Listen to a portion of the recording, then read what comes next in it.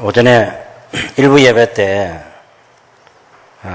데살로니가서 5장 말씀을 함께 전하고 불렀던 찬송이 177장에 있는 오랫동안 고대하던 천년왕국 이럴 때 주의 신부 공중으로 들려 올라가겠네. 항상 깨어 기도하면서 준비합시다. 우리 주님 세상 다시 오시네. 우리 주님 세상 다시 오시네. 할렐루야. 주님 다시 오시네. 악한 마귀 결박하고 세상을 다스리시려. 할렐루야. 주가 다시 오시네. 라는 이 찬송 불렀습니다. 부를 때 우리 주님 다시 오신다는 이 한마디 말에 목이 메였습니다. 우리 주님 다시 오시네. 왜냐하면 그것이 우리의 남아있는 마지막 희망이기 때문에 그렇습니다. 앞으로 살아가면서 금년에도 코로나19 바이러스 때문에 온갖 것들이 뒤죽박죽이 된 그런 날들이었고 앞으로 어떤 일이 생길지 더 모르겠습니다. 그래서 지금까지 살아왔던 시간들보다 훨씬 더 어려운 시간이 우리 앞에 놓여 있을 수도 있고 그렇지 않을 수도 있지만 지금까지 살아온 삶을 경험적으로 정리를 해보면 더 좋은 삶을 살기가 어렵겠다는 그런 생각이 들기도 합니다. 그래서 하루하루가 지나가면서 예수님께서 재림하시는 그날이 더 큰 희망으로 마음에 와닿고 주님 다시 오시네 주님 다시 오시네 하는 이런 말씀을 반복할 때 마음에 큰 감동과 또 목매이는 그런 순간이 있습니다. 사도 바울이 교회를 개척했던 이 데살로니가의 교회도 바울이 가서 전한 복음 중에 하나는 예수님의 탄생과 예수님의 죽음과 예수님의 부활과 예수님의 승천과 예수님의 재림에 대한 말씀을 당연히 전했죠. 그래서 데살로니가 교회 성도들은 1장 9절과 10절에 보면 우상을 버리고 살아계신 하나님께로 돌아와서 우리 주 예수님의 재림을 강림하신다는 그 소망을 가지고 믿음 생활을 하고 있었습니다. 그런데 바울이 가서 이 예수님의 재림에 대한 얘기를 한꺼번에 다 할 수가 없는 거죠. 그래서 예수님이 재림하신다는 사실을 알려주고 그 재림을 대비해서 우리가 믿음으로 재림할 때까지 살아야 됩니다 하는 이 설교를 했는데 우상을 버리고 그 예수님의 재림을 기다리며 살아가는 것은 좋아요. 근데 지금 살아있는 우리가 예수님의 재림을 맞이하면 좋겠는데 데살로니가 교회 성도들 가운데는 자기의 사랑하는 이들이 죽었어요. 예수님이 재림하기 전에. 그래서 너무 슬픔과 아픔이 밀려왔고 그것에 대한 소식을 들었어요. 디모데가 데살로니가 교회를 방문해 봤더니 그 교회 성도들 가운데 예수님이 재림하신다는 걸 믿는데 재림 전에 죽은 성도들이 어떻게 됐는지 어떤 진리도 알지 못하고 또 죽음과 예수님 재림 사이에 무슨 일이 있는지도 모르고 그래서 슬퍼하는 사람들이 많다는 소식을 듣고 데살로니가서 4장 13절에서 18절까지 자는 자들에 대해서 자는 자들이 어떤 상태에 있게 되고 죽은 자가 아니라 죽어 사라진 것이 아니라 살아있고 그리고 다시 주님이 오실 때에 그때 죽은 자들을 데리고 오신다는 말씀도 있고 그리고 살아남은 우리는 다 변화되어서 공중으로 끌어올려서 주님을 다시 만나고 영원히 살게 된다는 이 사실을 바울이 얘기해 주면서 이 남아있는 미래를 앞날을 생각하면서 서로 위로하고 서로 세워주는 신앙생활을 하라고 권면을 했습니다. 그럼 예수님이 다시 오시는 건 분명한데 메시지가 그렇잖아요. 근데 여러분이 성경을 읽을 때 저도 주의해야 될 부분이 여러분도 주의해야 되고 우리가 어떤 한 구절이나 단어를 가지고 교리를 만드는 것은 매우 위험합니다. 이를테면 4장 여러분 15절, 16절, 17절, 16절, 17절 한번 봅시다. 주께서 호령과 천사장의 소리와 호령이라는 것은 군대를 소집하는 명령, 전쟁에 나가기 위해서 명령하는 그런 거 있잖아요. 그런 명령이에요. 예수님께서 그런 명령을 내리십니다. 천사장의 소리가 있습니다.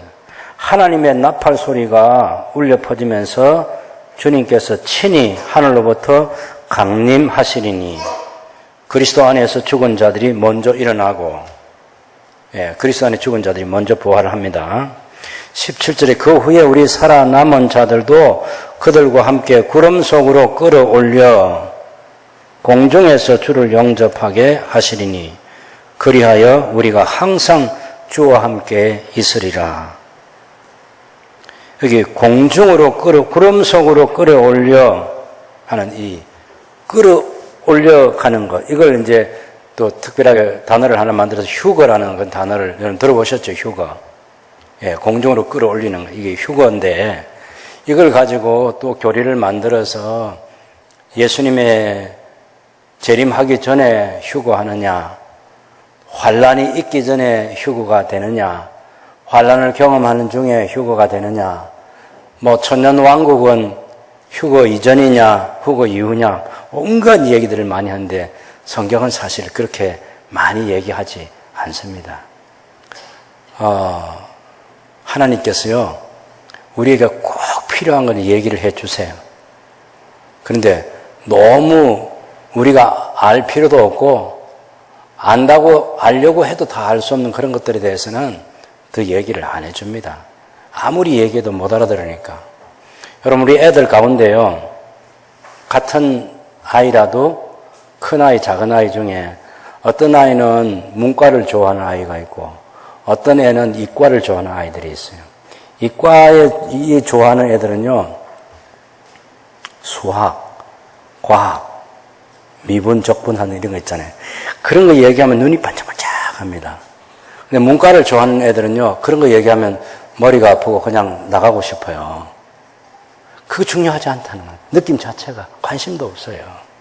그거 없이도 인생을 잘 살아가고 그래요. 그래서 다 알 필요 없습니다. 꼭 필요한 것만 알고 살면 되는 거예요. 성경이 우리의 신앙생활을 견고하게 하도록 하기 위해서 꼭 필요한 말씀을 주십니다. 너무 분명하지 않습니까? 예수님이 돌아가셨다. 예수님이 부활하셨다. 예수님이 성천하셨다. 예수님이 다시 재림하신다. 우리는 예수님의 재림과 성천과 재림 사이에 지금 살아가고 있는데, 사도 바울은 예수님이 분명히 재림하게 되면 죽은 자들이 다 다시 일어나고 부활한다. 그리고 그때까지 안 죽은 사람들은 변화되어서 죽음에서 부활한 사람들과 똑같은 몸으로 변화되어 가지고 다시 주님을 영접하고 주님과 함께 영원을 살게 된다. 이 사실은 너무 분명하기 때문에 기록을 해두었어요. 우리도 거기까지 알면 되는 거지 너무 많이 알려고 할 필요가 없다. 그런 말씀을 드립니다. 여러분, 데살로니가후서 2장을 한번 보시면 2장 1절에서 8절까지 한번 보시죠. 다음에 우리가 살펴볼 말씀이지만 이 재림에 대한 얘기가 나오면 많은 사람들이 흔들립니다. 그래서 다시 얘기를 해두는 거예요. 2장 1절부터 8절까지 다 같이 읽어봅시다.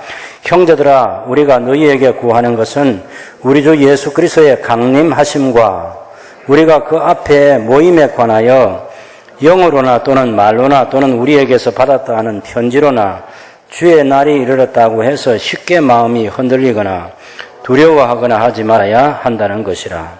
누가 어떻게 하여도 너희가 미혹되지 말라. 먼저 배교하는 일이 있고 저 불법의 사람 곧 멸망의 아들이 나타나기 전에는 그날이 이르지 아니하리니 그는 대적하는 자라. 신이라고 불리는 모든 것과 숭배함을 받는 것에 대항하여 그 위에 자기를 높이고 하나님의 성전에 앉아 자기를 하나님이라고 내세우느니라. 내가 너희와 함께 있을 때에 이 일을 너희에게 말한 것을 기억하지 못하느냐? 너희는 지금 그로 하여금 그의 때에 나타나게 하려 하여 막는 것이 있는 것을 아나니 불법의 비밀이 이미 활동하였으나 지금은 그것을 막는 자가 있어 그 중에서 옮겨질 때까지 하리라. 그때 불법한 자가 나타나리니 주 예수께서 그 일의 기운으로 그를 죽이시고 강림하여 나타나심으로 해하시리라. 이 8절의 말씀은 예수님께서 그 불법한 자를 죽이시고 그 위에 기운으로 죽이시고 강림해서 나타나실 때 모든 것을 폐하신다. 이런 말씀인데 이것은 계시록 19장에 가면 그때 나와요. 이 얘기가.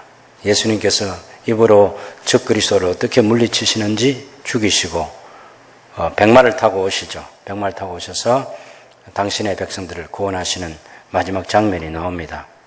그래서 성경 이야기는 1000년, 2000년, 3000년 이건 시간도 아니에요. 그냥 우리의 시간이 그렇게 길게 될 뿐이지 하나님의 시간은 깜빡하면 똑같다는 시간. 하나님의 시간은 똑같아요, 사실. 하나님은 하루나 1000년이나 시간이 같다니까. 영원 세계 속에서는 우리의 시간표처럼 그렇게 오래라든지 그런 개념 자체가 없어요.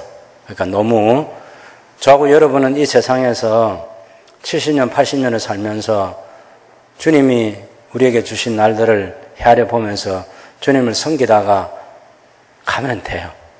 다른 건 다 주님께 맡겨두면 되는 것이고 주님께서 알아서 하실 거예요. 예수님이 조금 더 일찍 오셨으면 어떻게 될까?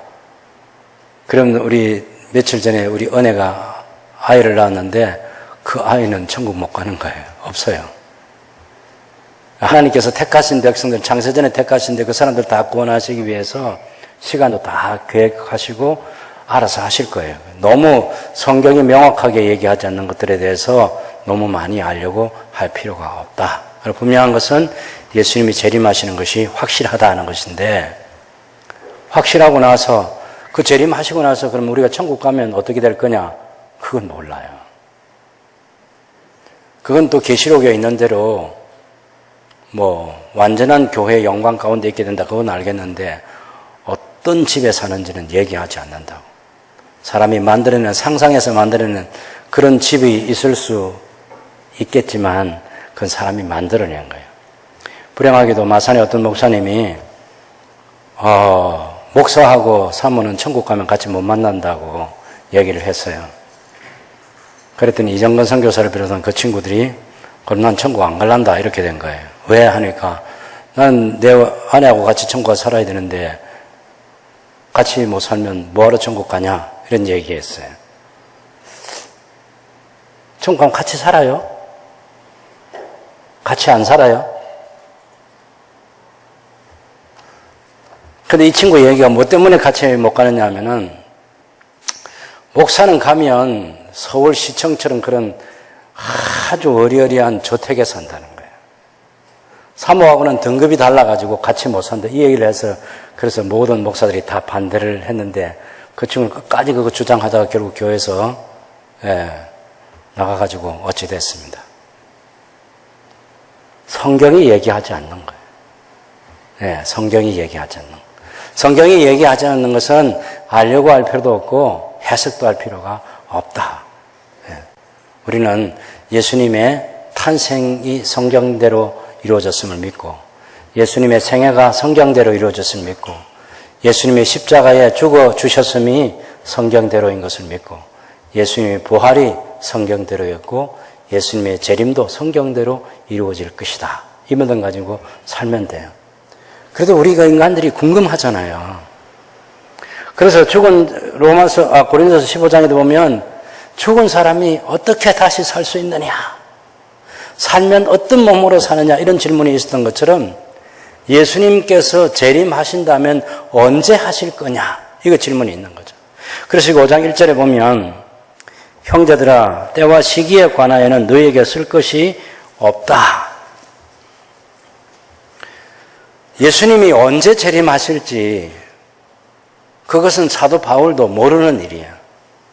예수님께서도 제자들에게 그날과 그때는 아버지만 아신다.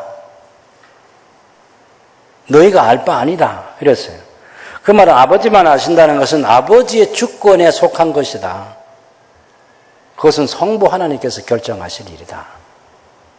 근데 이걸 또 한국에 오래전에 1992년 10월 28일입니까? 언젠가 예수님 재림한다고 온 세상을 떠들썩하게 했던 사람은 예수님이 이 세상에 계실 때는 몰랐지만 성천하셔서 그곳에 가서는 아시고 그래서 그것을 특별한 깨끗한 한 중학생에게 이걸 계시로 알려주셨다. 그래가지고 여러분, 세상에 깨끗한 아이가 어디 있습니까?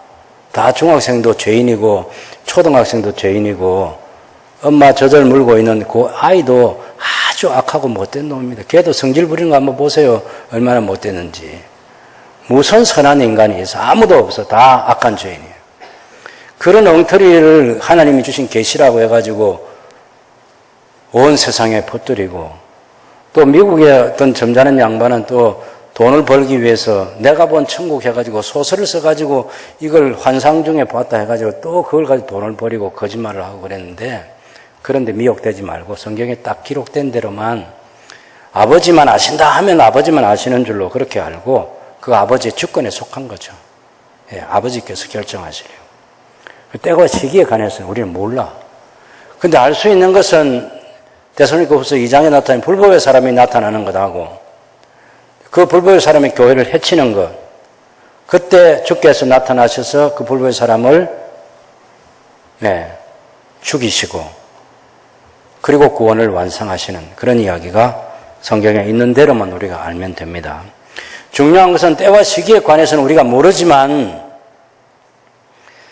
예수님의 재림을 준비하지 않은 사람에게는 그날이 도둑같이 온다 하는 것이고, 예수님의 재림을 준비한 사람에게는 도둑같이 오지 않는다. 알 수 있다는 얘기예요. 여러분, 도둑같이 오는 거 아시나요? 도둑같이. 우리가 이 교회당 지을 때 창원 한빛교회 목사님이 저를 부르더니 100만 원을 헌금을 해 주셨어요. 그 100만 원 들고 와서 그날이 금요일인데, 그래서 이 서랍장 속에 그 100만 원을 넣어놓고 토요일 날 한 4시쯤 그 명서 시장에 갔는데, 갔다가 오니까 그 선생님이 왔다 가셨더라고. 주일날 헌금할 건데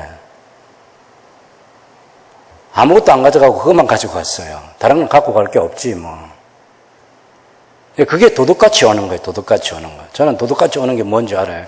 전혀 준비를 하고 있지 않았는데 부엌의 그 뒷문으로 와가지고, 지금 저 임마누엘 교회당 앞에 있는 그 집이 사택이었잖아요. 뒷문으로 들어와서 그거 가지고 간 거죠.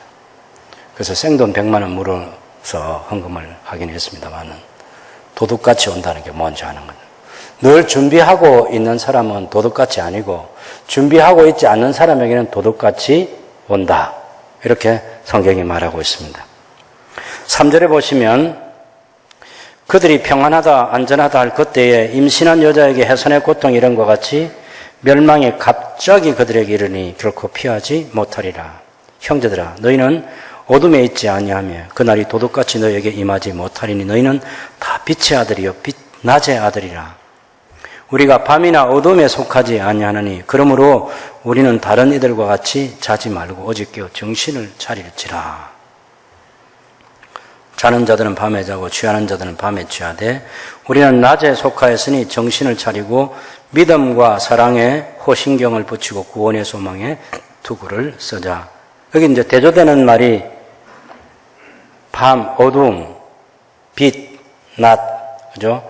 밤과 어둠, 낮과 빛이라는 이런 게 서로 대조되는데, 그리스도 안에 있는 이것은 그리스도 안에서 생활하는 것은 낮과 빛에 속한 사람의 생활이면, 마귀에게 속한 사탄에 속한 자의 삶은 밤과 어두움의 삶이다. 이렇게 비유하고 있는 거죠.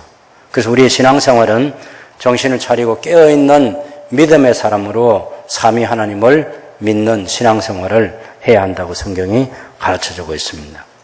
여기 8절에서도 이 데살로니가 교회에 강조됐던 세 가지 다시 한번 나오죠. 그죠? 하나는 믿음, 두 번째는 사랑, 세 번째는 소망이라는 단어.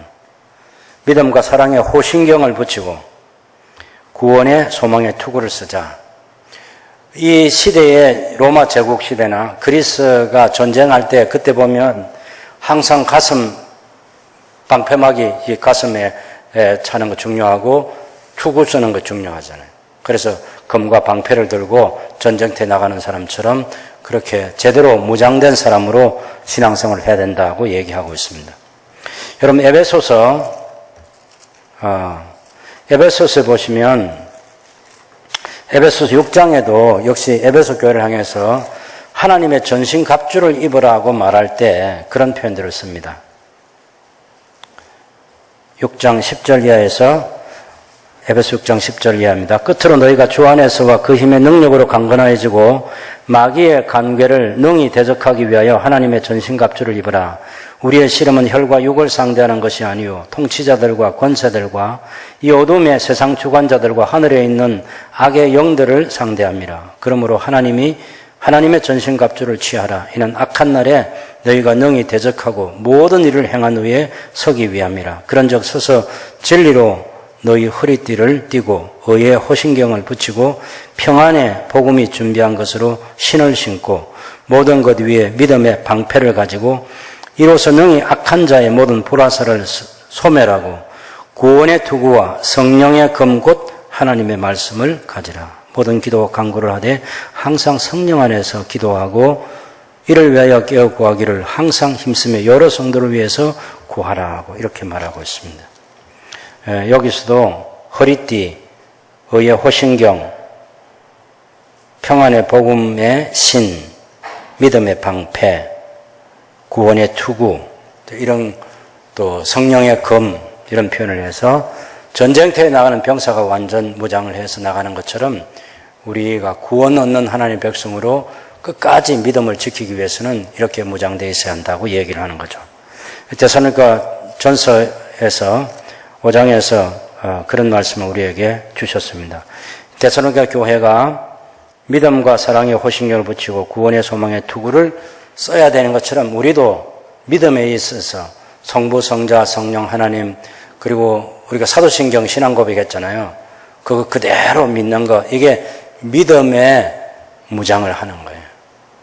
또한 그리스도 예수 안에서 영원한 생명 세계에서 살게 될 하나님의 사랑 안에 거하는 것 그리고 성도가 서로 사랑하는 것 이런 것들이 믿음과 사랑의 호신경을 붙이는 것이고 구원에 대한 확신을 가지고 소망 가운데 살아가는 것 흔들리지 않는 구원에 대해서는 절대 흔들리지 않는 그런 믿음을 가지고 어려운 일일 수도 인내하며 사는 것 그런 것들이 소망의 투구를 쓰는 신앙의 삶이라고 말할 수 있을 것입니다.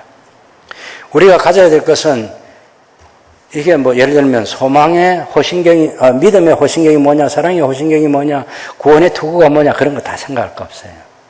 그냥 하나님을 믿는 거예요. 예수님을 믿는 것입니다. 성령님을 믿는 거예요. 교회를 믿고 성도의 교제를 믿고 몸이 다시 사는 거 믿고 영생하는 거 믿고 당연히 죄 용서받는 거 믿는 거죠. 그런 것을 믿음으로 그리스도 안에서 뒤에 주어지는 그 여러 가지 권면의 말씀들을 가지고 우리가 살아가면 된다고 성경이 가르쳐주고 있습니다. 우리에게 중요한 것은 하나님께서 계획하신 하나님의 계획은 우리가 구원을 받는 거예요. 9절 말씀 보시면요. 데살로니가전서 5장 9절에 하나님이 우리를 세우시면 노하심에 이르게 하심이 아니고 오직 우리 주 예수 그리스도로 말미암아 구원을 받게 하심이라. 하나님이 우리를 왜 세우셨느냐? 구원을 받도록 하기 위해서 세우셨어요. 하나님은 절대로 실패하지 않으십니다. 하나님은 실수가 없으신 분입니다. 여러분, 하나님과 우리의 차이가 뭐냐면 하나님은 시작도 없고 끝도 없으신 영원한 분이시고 우리는 시작은 있고 끝이 없는 영원한 존재입니다. 이게 차이점이에요.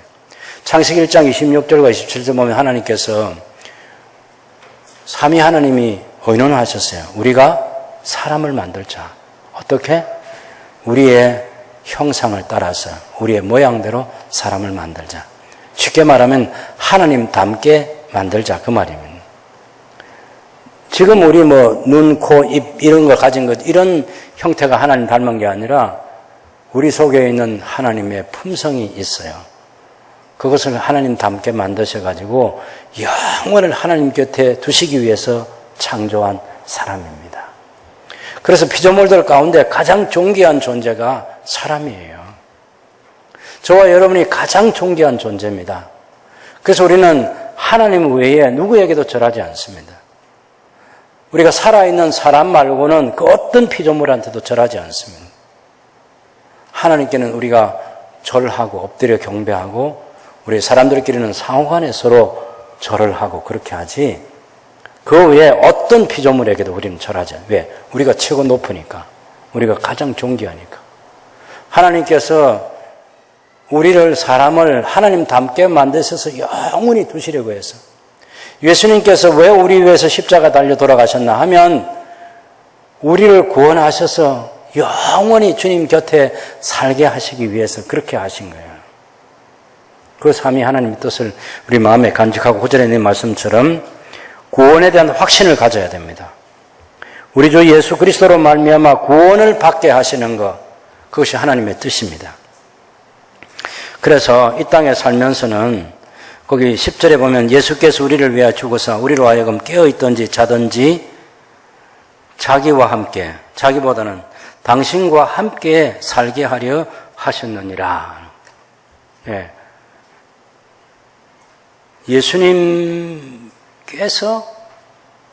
이게 나올 때는 자기라는 말보다 당신이라는 극존칭, 2인칭에 있어서 극존칭, 인칭 대명사가 당신입니다. 당신. 그래서 주님을 가리킬 때 당신께서, 예수께서 당신과 함께 살게 하려 하셨느니라. 영원을 살게 하려 하셨다.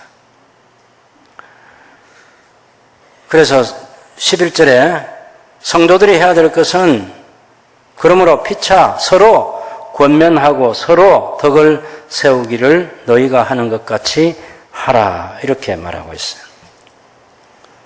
예, 앞에 피차, 뒤에는 서로, 좀 안 어울려요. 그죠? 서로 하면 되는 말입니다. 서로. 여기 덕을 세운다는 말이 우리가 덕을 세운다. 여름철에 옷을 입는데 교회 갈 때 단정하게 입는다. 왜 그래요? 덕을 세우기 위해서. 그런 말 아시죠? 우리 성도들이 욕을 하면 안 되고 좀 그래도 다른 사람이 들을 수 있는 반듯한 말을 해야 된다. 왜? 덕을 세우기 위해서. 그때 덕이라는 게 뭔지 아시겠죠? 그거 개념하고 여기서 서로 덕을 세우기를 하고 하는 이것은 전혀 다른 말이에요. 여기 오히려 그 덕을 그걸 동그라미 그걸 지워버리는 게 더 정확한 표현이에요. 서로 세우기를 너희가 하는 것 같이 하라. 뭘 세우느냐? 교회를 세우는 거예요. 마태복음 7장 24절에 보면 예수님께서 지혜로운 사람은 집을 짓는데 반석 위에 집을 짓고 어리석은 사람은 모래 위에 집을 짓는다. 그렇게 말할 때 집을 짓는다, 집을 세운다. 그렇게 말할 때 여기 덕을 세운다는 단어하고 꼭 같은 단어를 씁니다. 마태복음 16장 18절에 보면 예수님께서 베드로를 통해서 주님은 그리스도이시고 살아계신 하나님의 아들이십니다는 그 고백을 받고 나서 요나의 아들 시몬아 내가 복이 있다 하면서 칭찬해 주시고 난 다음에 18절에 내가 이 반석 위에 내 교회를 세우리니 음부의 권세가 이기지 못하리라 할 때 내 교회를 세운다 할 때 그때 세운다는 말하고 여기 덕을 세운다는 말하고 꼭 같은 말이에요. 그러니까 덕을 세우는 거 아닌가 아시겠죠? 서로 권면해서 서로를 세워주는 그런 역할을 해야 된다. 사도행전 9장 31절에 보면 그리하여 온 유대와 갈릴리와 사마리아 교회가 평안하여 든든히 서가고 주를 경외함과 성령의 위로로 진행하여 수가 더 많아지는 때 교회가 평안하여 든든히 서가고 할 때 이때가 덕을 세운다는 단어하고 꼭 같은 단어예요. 에베소 2장 20절부터 22절까지 이런 말씀이 있습니다. 너희는 사도들과 선자들의 터 위에 세우심을 입은 자라 그리스도 예수께서 친히 모퉁이 돌이 되셨느니라. 그리스도 안에서 건물마다 서로 연결하여 주 안에서 성전이 되어가고 너희도 성령 안에서 하나님의 거하실 처소가 되기 위하여 그리스도 예수 안에 함께 지어져 가느니라. 여기 함께 지어져 간다. 이럴 때 덕을 세운다는 말하고 꼭 같은 말이에요. 그래서 거의 서신서에서 덕을 세운다는 그 말은 덕을 세우는 게 아니고 교회를 세운다 하는 그 말이라는 것을 알고 여러분 잘 이해를 하면 좋겠습니다. 교회 세우는 게 뭡니까? 여기 에베소 2장 20절에서 22절까지는 성도가 서로 연결되어 가지고 믿는 것과 아는 일에 당연히 하나가 되는 것이고 성령의 하나 되게 하신 것을 힘써 지키는 것이고 그래서 그리스도의 장성한 분량에 이를 때까지 자라도록 하기 위해서 서로 세워주는 그런 역할을 하는 것이 성경이 우리에게 말하고 있는 세우기를 서로 해라. 그런 말씀에 순종하는 삶이 되겠습니다. 자, 여기서 서로 세워주려고 하면 그러면 어떻게 해야 되느냐? 그것을 5장 12절부터 22절까지 하고 있습니다. 예수님의 재림을 기다리는 성도들, 그죠? 4장 13절부터 18절까지는 자는 자들이, 죽은 자들이 어떻게 되는지 예수님께서 재림하실 때 서로 죽은 자들이 먼저 부활하고 살아남아 있는 자도 변화되어서 주님을 만나서 영원히 살게 된다. 그러니 슬퍼하지 말고 이 말로 서로 위로하며 격려하며 슬픔을 이겨내라. 그럼 주님이 언제 재림하느냐? 그 때와 시기는 알지 못하고 준비하지 않는 사람에게는 도둑같이 없고 준비한 사람에게는 도둑같이 오지 않는다. 그 때를 알 수 있다. 우리가 해야 될 것은 우리가 다 그리스도에게 속한 빛에 속하고 낮에 속한 사람인데 빛 가운데 살아야 된다. 그래서 우리가 서로 권면하고 서로 세워주기를 해야 되는데 서로 권면하고 세워주려면 교회 안에서는 권면해주는 사람이 있어요. 신앙에 앞선 사람들이 신앙생활을 뒤에 하는 사람들을 권면합니다. 인도한다 그런 말도 되고 지도해준다 그런 말도 돼요. 12절 보시면 형제들아 우리가 너희에게 구하노니 너희 가운데서 수고하고 주 안에서 너희를 다스리며 구원하는 자들을 너희가 알고 그들의 역사로 섬김으로 일로 말미암아 사랑 안에서 가장 귀하게 여기고 너희끼리 화목하라 그랬어요. 교회 교사들이 우리 아이들을 권면합니다. 교회 순장님들이 순원들을 권면합니다. 장로님들이 교구에 혹은 자기가 맡은 여러 사역자들을 권면하고 위로하고 세워줍니다. 목회자도 권면하고 위로하고 세워주는 사람입니다. 좋은 교육일 뿐만 아니라 그 다음에 중요한 것은 성도들끼리는 서로 화목하라 그랬어요. 물론 여기 포함되는 것이 너희끼리 화목하라 할 때 목사가 빠진 성도들만 얘기하지 않고 목사도 포함된 성도들끼리 서로 화목하라 그런 말씀입니다. 왜냐하면 이것이 성경에서 너무 중요한데 우리가 사는 날 동안 주님이 재림하실 때까지 인간들 가운데 시기와 질투와 반목과 갈등과 다툼과 이런 게 다 있습니다. 그런 게 없는 공동체는 하나도 존재하지 않아요. 여러분이 살고 있는 가정에도 가족 구성원들끼리 갈등이 있어요. 여러분이 생각할 때 정말 이해할 수 없겠지만 나 기른 자식들도 부모의 속을 썩이는 자식들이 있고 자식들도 왜 우리 아빠 우리 엄마는 그래 하고 이렇게 부모를 향해서 원망하고 갈등하는 그런 아이들도 있고 교회 공동체 안에도 목사와 성도와 또 모든 사람들이 다 그래요. 제가 그래도 고신교회, 고신총회를 위해서 섬기는 그런 위치인데 거기도 가면 목사님들, 장로님들이 모여서 거기도 시기와 질투와 반목이 있어요. 갈등이 있어요. 아니 장로님들은 빼놓고 목사들만 모아놓아도 거기도 역시 그런 시기와 질투와 다툼이 있어요. 그게 없는 공동체는 하나도 없습니다. 용서하고 들으십시오마는 제일 참지 못하는 사람이 누구냐? 장로님들이에요. 장로님들. 장로님보다 더 못 참는 사람은 목사입니다. 목사는요, 나이 많은 목사, 젊은 목사 할 것 없이 조그만 불평거리가 생기잖아요. 그러면 바로 항의합니다. 예. 그래서 장로님들은 이 세상에 지상 최후의 미전도 종족이라 그렇게 얘기하고 목사는 영원한 미전도 종족이라 그렇게 얘기합니다. 예. 그러면 우리가 살고 있는 세상은 싸움이 있습니다. 그래서 화목하라고 얘기하는 것이고, 화목하지 않으면 하나님의 나라를 볼 수 없다고까지, 재림하시는 예수님을 볼 수 없다고까지 얘기하면서 화목하라고 얘기하는 거예요. 너무나 중요한 성령 하나님의 가르침을 사도 바울을 통해서 이 데살로니가 교회에 주고 있습니다. 그 다음에 또 교회 공동체나 우리가 함께 살아가는 사람들 가운데는 게으른 사람이 있어요. 14절에 보면 게으른 사람. 이것을 규모 없는 사람이라고 전에 개혁성경 본 적이 있는데 그게 더 좋은 번역이에요. 이거 군인들이 길을 가는데 행군할 때 딱 줄을 맞춰서 가야 되는데 그거 대열을 이탈하는 것을 규모가 없다 이렇게 말하는 거예요. 그렇게 하면 안 되잖아요. 다 앞으로 가 하면 딱 줄 맞춰서 신호에 맞춰가지고 앞으로 행진을 해야 되는데 슬쩍 빠지는 사람들이 있는 거죠. 꼭 있습니다. 이게 하지 말라 해도 꼭 그렇게 하는, 군대 가면 다 있어요.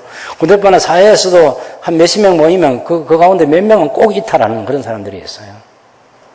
신앙생활 할 때 그런 규모 없는 사람들을 견책을 해라. 여기 보면 권계하며 이런 것은 권면하고 책망하고 단호하게 그렇게 해서 바로 세워줘야 된다.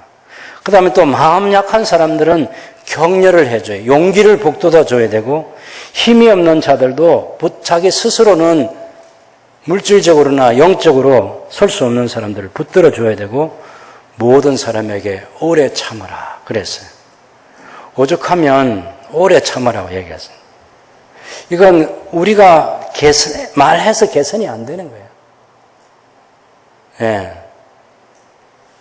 아마 여러분 가운데도 저한테 많은 메시지를 보내겠지만, 아무리 말해도 목사가 안 된다 그렇게 이제 포기한 그런 것도 있잖아요. 우리 장로님들 중에는 설교를 5분만 짧게 해줬으면 좋겠는데 이 여름에 이 더울 때 우리 마스크 쓸 때나 안 쓸 때나 똑같이 하고 이런 게 좀 개선이 되면 저도 개선하고 싶습니다. 어쨌든 이게 안 고쳐지는 게 있다. 안 고쳐지는 게. 그래서 여러분이 저 때문에 여러분이 가지고 있는 아주 그 성숙함의 표지는 뭐냐면 오래 참을 줄 아는 거예요. 오래 참는다, 인내한다. 새순교회가 어디 가도 자랑할 수 있는 것은 우리는 오래 참는 거 하나는 잘한다. 그거 아니겠습니까? 참는다. 어쨌든 용서하고 용납해주고 참아주셔서 제가 30년 넘게 여러분과 함께 신앙생활을 하고 있습니다. 15절을 보시면 삼가 누가 누구에게든지 악으로 악을 갚지 말게 하고 서로 대하든지 모든 사람을 대하든지 항상 선을 따르라. 제가 오늘 아침에 시편 132편, 33편, 134편 보면서 깜짝 놀란 게 뭐냐면 여러분 성전에 올라가는 노래를 보면 120편에 시작해서 134편까지인데 120편에는 이 시편 성도가 불신자들하고 오래 거하면서 장사하고 그런 과정에서 싸움박질하는 거예요. 불신자들이 막 욕하니까 막 자기도 기도했다가 또 자기도 욕도 하고 막 그런 저주도 퍼붓고 막 그런 성도가 내가 이 불신자들 너무 오래 살아서 그렇구나 해서 그걸 떠나가지고 이제 예루살렘 성전을 향해서 와서 오늘 시편 134편에 보면 밤에 여호와의 성전에 서 있는 성도들을 향해서 여호와를 송축하라고 찬송하라고 얘기하는 거예요. 원망과 불평과 싸움에서 찬송으로 성전에 올라가는 노래가 끝을 맺고 있어요. 결국 성도가 하나님을 만나고 성도가 하나님 말씀을 듣고 변화되어서 우리의 마지막은 우리를 창조하신 목적대로 하나님을 찬양하고 삼위 하나님을 찬양하고 경배하는 것입니다. 그 목표를 향해서 우리가 살아가는 거죠. 그럴 때 우리가 모든 악한 사람들도 악으로 대하지 말고 악으로 대하면 끝장나는 것밖에 없어요. 그래서 항상 선을 따르라 하고 마지막 결론은 그랬습니다. 마지막 결론은 뭐냐면요. 내가 손해보고 말지, 내가 참고 말지, 아이고 내가 포기하고 말지. 결론이 싸워서 끝장나봐야 서로 상처만 되는 거잖아. 그래서 저 사람은 뼈도 없나? 예, 성도는 뼈도 없습니다. 결국은 포기하고 양보하고 져주고 이게 이기는 성도의 삶이에요. 우리 예수님께서 힘이 없어서 십자가를 지신 것 아닌 거 아시잖아요. 선으로 악을 이기기 위해서 주님이 택하신 삶의 마지막 모습이었습니다. 그 다음에 우리가 항상 선을 따르고 16절, 17, 18절 다 같이 읽어봅시다. 항상 기뻐하라, 쉬지 말고 기도하라, 범사에 감사하라. 이것이 그리스도 예수 안에서 너희를 향하신 하나님의 뜻이니라. 여러분, 항상 기뻐하라, 쉬지 말고 기도하라, 범사에 감사하라. 이것이 그리스도 예수 안에서 너희를 향하신 하나님의 뜻이니라니까 요 세 가지가 하나님의 뜻인 줄 아는 사람이 있어요. 기뻐하라, 기도하라, 감사하라. 물론 하나님의 뜻이죠. 여러분, 우리 주기도문, 주님이 가르치는 그 기도문 있잖아요. 하늘에 계신 우리 아버지, 이름이 거룩히 여김을 받으시오며 나라가 임하시오며 뜻이 하늘에서 이루어진 것 같이 땅에서도 이루어지이다. 그랬죠? 이게 어떻게 되어 있는 문장이냐면요. 뜻이 하늘에서 이루어진 것처럼 땅에서도 이루어지이다. 요게 중요한 거예요. 하나님의 이름이 높임받게 되기를 원한다 말할 때 하나님의 이름이 하늘에서 높임을 받은 것처럼 땅에서도 높임받기를 원한다. 하나님의 나라가 하늘에서 완성된 것처럼 땅에서도 하나님의 나라가 임하기를 원한다. 하나님의 뜻이 하늘에서 이루어진 것처럼 땅에서도 이루어지기를 원한다. 그 얘기예요. 여기 여러분 그 18절에 있는 이것이 그리스도 예수 안에서 너희를 향하신 하나님의 뜻이니라 이렇게 말할 때 15절에는 항상 선을 따르라는 것도 하나님 뜻이고 기뻐하는 거 하나님 뜻이고 쉬지 말 기도하는 하나님 뜻이고 범사에 감사하는 거 하나님 뜻이고 그 다음에 19절에 있는 성령을 소멸하지 말는 것도 하나님 뜻이고 예언을 멸시하지 않는 것도 하나님 뜻이고 범사에 헤아려 좋은 것을 취하는 것도 하나님 뜻이고 악은 어떤 모양이라도 버리는 것 이게 하나님 뜻이에요. 하나님 뜻이 앞뒤로 다 연결되어 있어요. 그 세 가지만 가지고 하나님 뜻이다 그렇게 하면 안 돼요. 항상 선을 따르라. 항상 기뻐하라. 쉬지 말고 기도해라. 다 쉽지 않은 거예요. 쉽지 않은 거예요. 오죽하면 우리 인간의 자발적인 마음의 결단으로 이루어질 수 없는 것이기 때문에 명령을 하시겠습니다. 명령. 항상 선을 따르라도 명령이고 항상 기뻐하라도 명령이고 쉬지 말고 기도하라도 명령이고 범사에 감사하라도 명령이고 성령을 소멸하지 말아라도 명령이고 예언을 멸시하지 말아라도 명령이고 범사에 헤아려 좋은 것을 취하라도 범사에 시험해 보라 그리고 좋은 것을 취하라. 이 명령형 동사가 두 개가 들어있는 게 21절입니다. 악은 어떤 모양이라도 버리라. 이게 다 명령이에요. 그래서 우리가 이 내용을 읽으면서 아멘, 할렐루야 하고 막 기뻐하고 좋아하고 끝내면 안 되고 이때 묵상이 필요한 거예요. 조용히 생각해 보는 거예요. 항상 선을 따르나 항상 기뻐하고 있나? 내가 쉬지 말고 기도하고 있나? 우리 찬송가에 있는 것처럼 내 기도하는 그 시간 그때가 가장 기쁘다. 그때가 가장 즐겁다. 정말 그렇게 내가 고백이 되나? 그 다음에 범사에 내가 어떤 것은 감사하는데 내가 모든 것에 감사하고 있나? 성령께서 우리에게 감동을 주시는데 그 감동을 따라서 행동하지 않고 그 감정을 성령의 열매가 뭡니까? 사랑과 희락과 기쁨과 충성과 양성과 온유와 절제와 이런 것들을 정말 내가 따라가고 있는지, 그런 성령께서 우리에게 그런 삶을 살도록, 성령께서 우리에게 기도하도록 우리의 마음에 부담을 주는데도 우리가 그런 것들을 업신여기고 멸시하면 성령께서 우리 안에서 일하시지 않게 된다는 것입니다.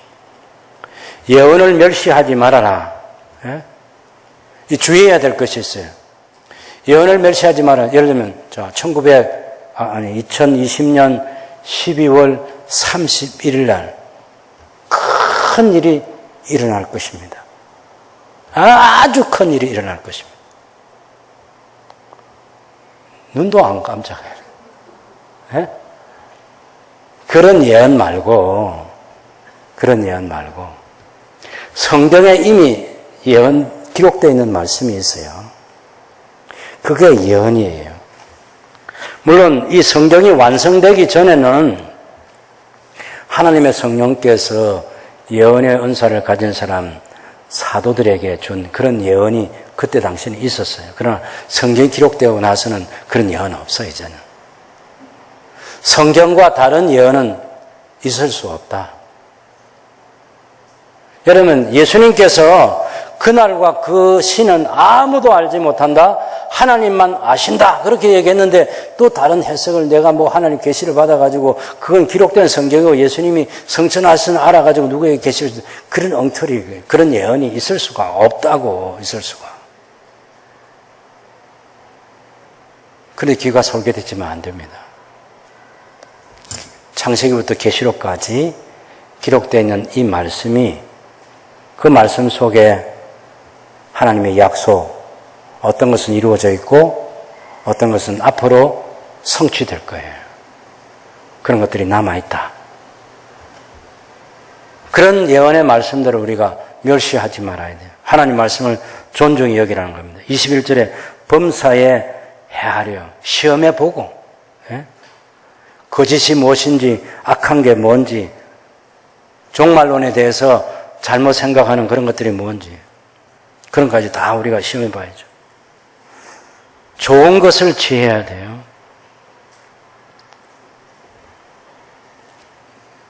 기록된 이 하나님 말씀을 따라서 서로 권면하고 위로하고 격려하고 용기를 북돋아주고 서로 세워주고 그렇게 하라고 했는데 그런 삶을 살고 있는지 없는지, 또 이런 예언 같은 것들이 예수님께로부터 왔는지 예수님을 높이는지 그런 것들을 다 시험해 보고, 아, 저게 말하는 거 보니까 자기가 높아지려고 하는구나. 그건 가짜예요. 자기 영광을 나타내는 거, 자기 욕심을 채우려고 하는 거. 그런 것들을 다 시험해 보고 좋은 것을 취하라는 것입니다. 악은 어떤 모양이라도 버리라. 왜 이런 많은 것들을 주문하죠? 항상 선을 따르라, 항상 기뻐하라, 항상 기도하라, 범사에 감사하라. 성령의 감동하심에 민감하라. 예언의 말씀을 존중하라. 모든 것을 시험해 보고 옳은 것이면 따르라. 좋은 것을 취하라. 악은 모양이라도 버리라. 왜 이리 얘기하느냐면 예수님께서 재림하실 때 우리가 구별된 하나님의 사람으로 살다가 주님을 맞이하기 위해서 그렇습니다. 여러분 23절과 24절 다 같이 읽어봅시다. 평강의 하나님이 친히 너희를 온전히 거룩하게 하시고 또 너희의 온 영과 혼과 몸이 우리 주 예수 그리스도께서 강림하실 때에 흠없게 보존되기를 원하노라. 너희를 부르시는 이는 미쁘시니 그가 또한 이루시리라. 여러분, 우리를 부르신 이가 누구시죠? 하나님이시죠. 하나님은 우리를 택하시고 하나님은 우리를 부르셨잖아요. 근데 여기 24절에서 그가 또한 이루시리라 할 때 이 하나님을 그라고 이렇게 낮추어서 말하는데 이게 불편합니다. 하나님에 대한 존칭어는요, 인칭 대명사로 가지고 표현이 안 돼요. 그래서 그분이라는 말도 옳지 않습니다. 여러분, 우리 부모나 선생님이나 또 가까운 가까운 사람을 그분이라고 말하지 않아요. 그라는 말은 더더욱 안 해요. 내가 우리 예를 들면 박 장로님에 대해서 다른 사람 얘기할 때 그 사람이 어쩌고 저쩌고 뭐 그가 어쩌고 저쩌고 이런 말을 안 해요. 그건 낮춰서 하는 말이란 말이에요. 하나님은 높여야 됩니다. 하나님은 그라는 말이 나올 때, 하나님에 관해서 그라는 말이 나올 때는 그냥 높여버려요. 주님이라고 높이면 돼요. 주님. 주가, 주께서, 주님이. 예? 이걸 습관으로 해야 돼요. 습관으로. 여러분 가지고 있는 성경을 읽을 때 하나님이 나왔는데 그라고 말할 때 그걸 다 주라고 고쳤어요. 인칭 대명사를 보면 2인칭은 다 당신이란 그런 말은, 너라는 그런 인칭, 그런 것은 다 하나님과 관계될 때는 전부 다 주님이라고 번역을 거의 다 주님이라고 해놨어요. 주라고. 근데 3인칭이 나오면 그냥 그라고 이렇게 낮춰 말하는데 옳지 않습니다.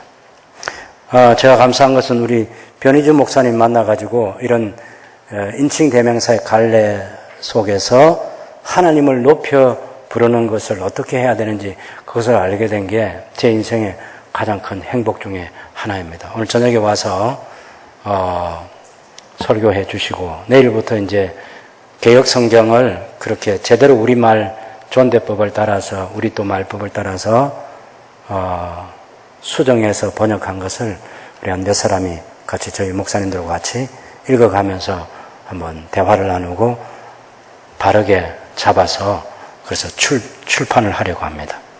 여러분 기도해 주시기를 바랍니다. 저는 이것이 너무 중요한 일이라고 생각하는 거예요. 여러분 우리를 부르신 그 하나님께서 미쁘신 분이에요. 그래서 그 하나님께서 우리의 구원을 완성하실 건데 우리가 앞에서 5장 12절에서 22절까지 했던 이 모든 말씀들을 그렇게 열심히 살아야 될 중요한 이유는 하나님께서 친히 우리를 온전히 거룩하게 하실 것이기 때문에 그래서 구별된 삶을 살도록 요구하고 있는 것입니다.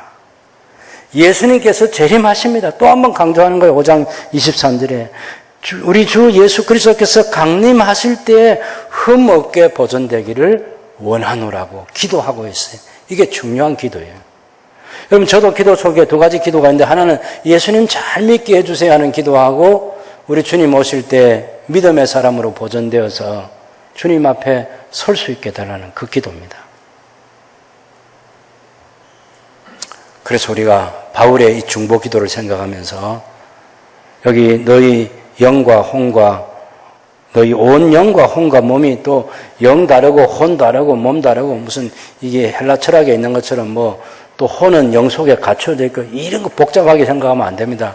그냥 사람을 전인적으로 다 표현할 때 영, 혼, 몸, 관절, 골수 이렇게까지 히브리서에 가면 히브리서 5장에는 그렇게까지 또 5등분으로 나눠요. 그래서 요건 요만큼은 영이고 요건 혼이고 이런 식으로 나누면 안 되고 그냥 살아있을 때는 영혼이 몸하고 하나로 되어 있다.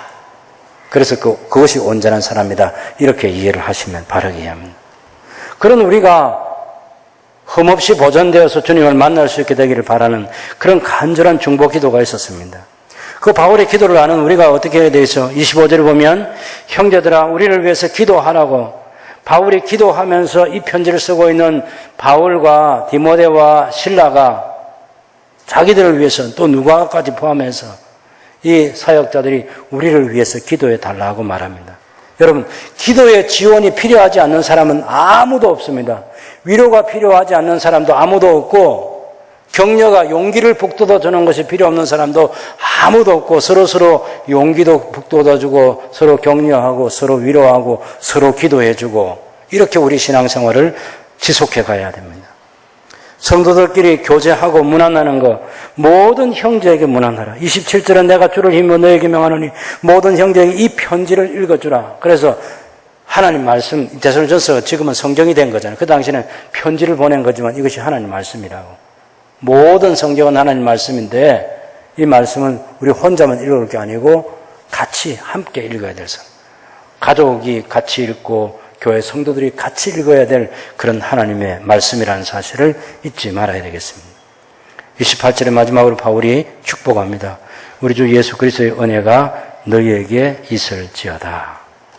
꼭 그렇게 될 것을 선포하고 있는 거죠.